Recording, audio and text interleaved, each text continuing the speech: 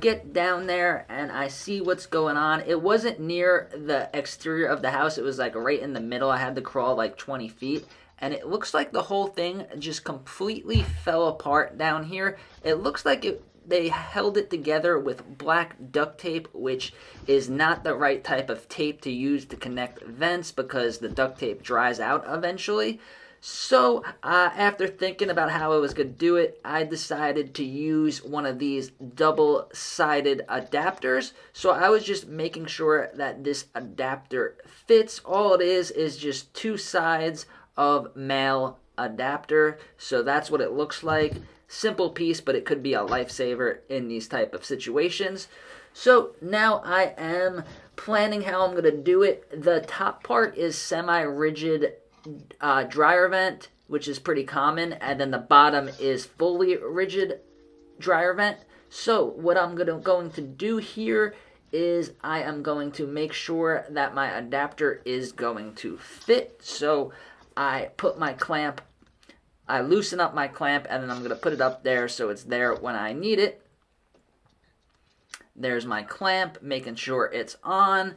And I don't know what kind of critters there were, but I heard things moving around down here, and I wanted to get out of here as fast as possible, but I still wanted to do a really good quality job so that their customer's vent stays on and doesn't fall off and last many, many years.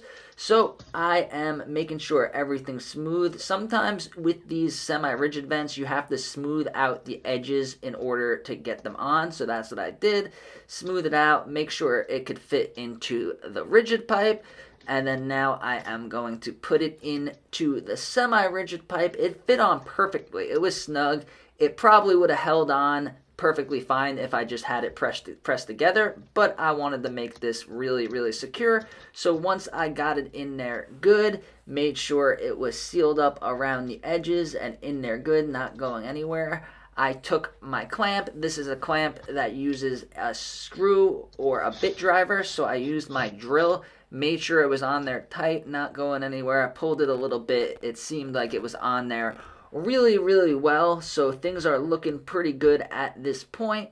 So now that it's clamped on, I am going to tape it. The tape is not to hold it together. The tape is to seal in the dust and the heat and make sure that all of the air goes out the other end of the vent and doesn't leak through these seams. So I'm using dryer vent flex tape. This is heat resistant tape meant for installing dryer vents.